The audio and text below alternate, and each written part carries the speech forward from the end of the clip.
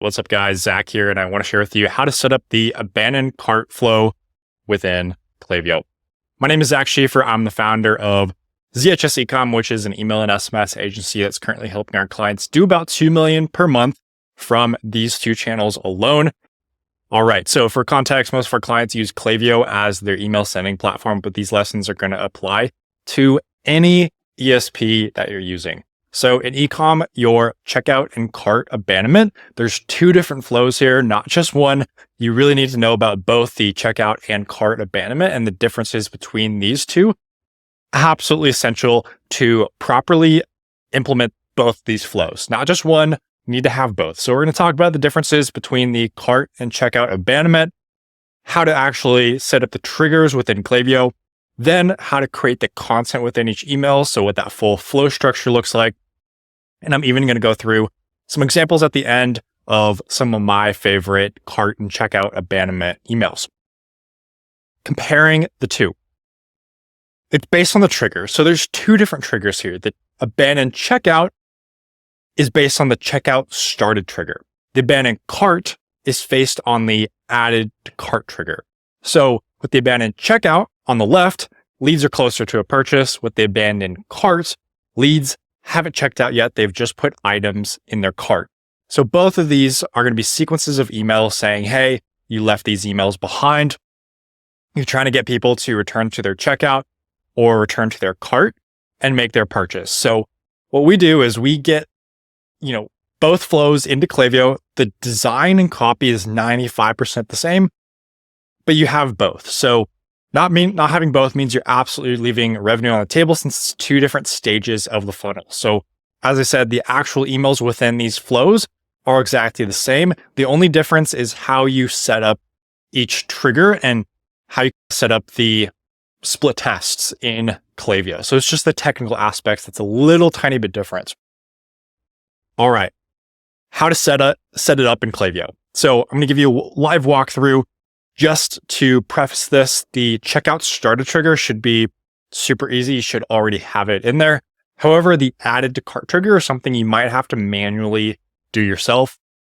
So just do a quick Google search, how to add the added to cart trigger. Look at that and just follow those instructions. It should be super simple, but you might not out of the box have added to cart as a trigger. All right. So going into Klaviyo, we're first going to create the standard abandoned checkout flow. So again, we want to go off of the checkout started. So we're going to go into here, going to look up Shopify. And then even though it's the abandoned checkout, it's going to be called the abandoned cart in Klaviyo. So I know the name says abandoned cart. It's really, truly an abandoned checkout flow. Why? Because the trigger is when someone checkout started. So this is what we're going to do here. We're going to create the flow. And that's how you're going to create trigger. You're going to start out with this template. So right here, you can see when someone checkout started, that's going to be your abandoned checkout. Even though in Klaviyo, the template doesn't actually say abandoned checkout, it says abandoned cart. I don't know why they do that.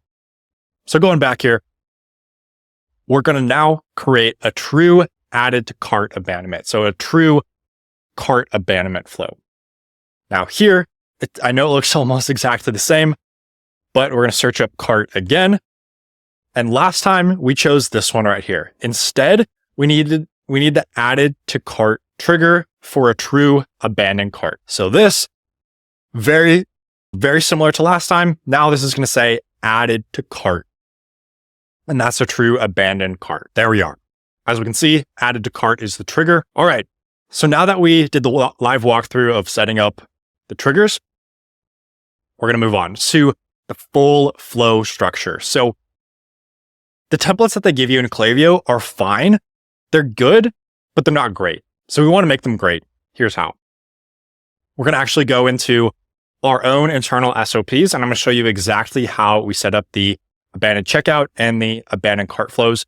You can also check out this document. It's going to be linked in the description of this video. Check out the abandoned cart and the abandoned checkout. As I said before, the abandoned checkout and the abandoned cart The emails, the actual copy and design never changes. It's just a few tiny differences between these two, which I'll cover.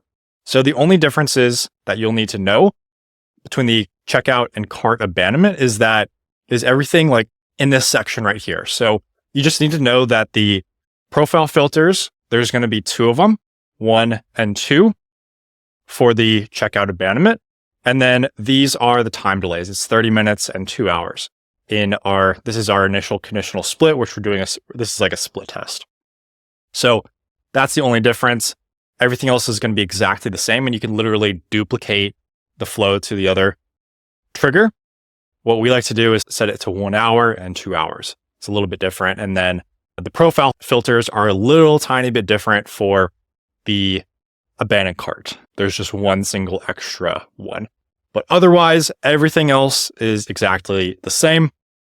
So how this works is when someone starts checkout in the checkout abandonment, we're going to go through this conditional split. So it's just half the people go to the left, half the people go to the right. So the people on the left, there's a 30-minute time delay. On the right is a 2-hour time delay. So we want to see what works and what doesn't.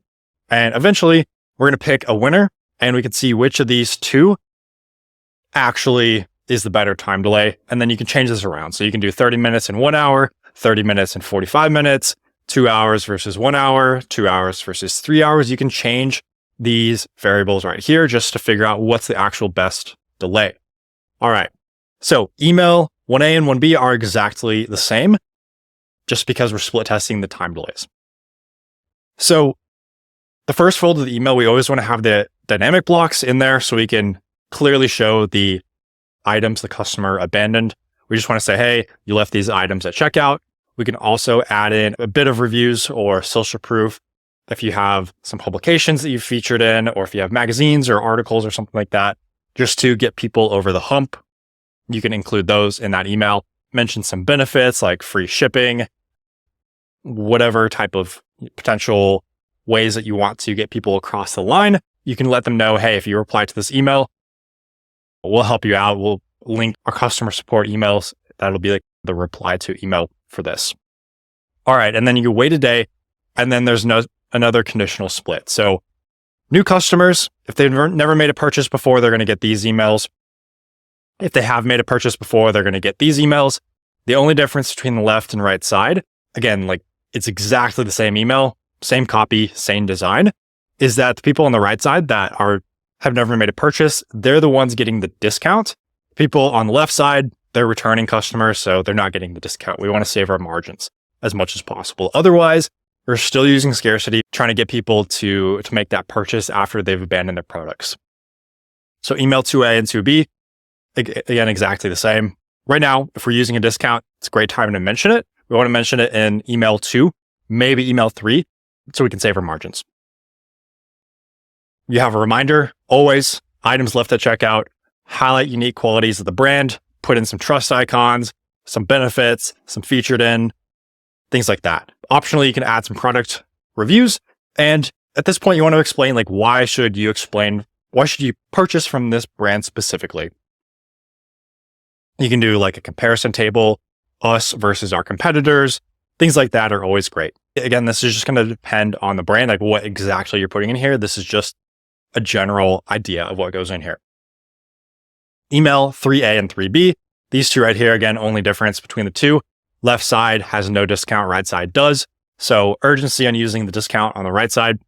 You want to utilize scarcity and urgency here, telling them your discount's expiring, your cart's not going to be there. We have limited stock.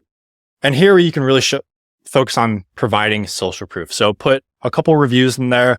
If celebrities have endorsed the products, that's a great time to showcase that. And within all these emails, you always want to use those dynamic blocks that show the items that the customer actually abandoned. And then email 4A and 4B. Now, only 4 hours left to use the discounts. You can talk about scarcity and urgency. You really want to ramp it up as much as possible. Talk about frequently asked questions. You can have a whole entire section of FAQs. Also, just talk about the community. Tell a little bit more about the brand, share why they should make a purchase. And of course, you're always reminding them of the items that were left in their cart. So again, all these emails are exactly the same. It's just how you set up the triggers and how you set up the conditional splits are a tiny bit different, but for the most part, you can just duplicate between the two flows. Sweet. All right. Now I just want to run through a few cool examples of cart and checkout abandonment emails that I really like. Number one is by a brand called Cereal. This is a super simple email.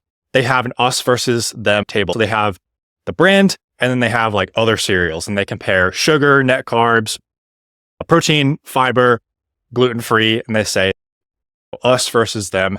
Super simple email. They have some really fun copy, and they always show the product that you abandon. That's this dynamic block right here. Next up, I really like the design of this one. Again, you're always really highlighting which product was abandoned. Like all these emails, they have a really optimized hero header. So they have complete your order. They have that CTA, and they have multi-award winning, keto, low carb, gluten-free, no nasty chemicals or preservatives. They just have a few reasons why you should make the purchase. And then last one here, I really like the copy here. Which one came first, the chicken or the egg? We have no idea, but you don't want to forget about your product. So you can pick up where you left off. Just use that messaging and keep it super simple. They also have some really fun GIFs or a GIF in the bottom, which just provides a little bit more social proof, makes the email stand out in the inbox. But again, you're just reminding people to come back, and you're just essentially retargeting people who abandon products. At this point, if you're running a DTC brand, you now have two options. You can try to implement everything that we talked about by yourself, or you can simply hire a team of experts like ZHS Ecom to help you add revenue. So if you're in this bucket, our recommendation is to check out our website. That's zhs-ecom.com. Book a call there so we can talk about how to create a win-win partnership. Also, if you don't want to do that, join my free newsletter. You're going to get a full 242-point email and SMS marketing optimization checklist, all for free, plus everything else I've ever posted. You can also find me on Twitter, YouTube, and LinkedIn, or shoot me an email here. Appreciate your time.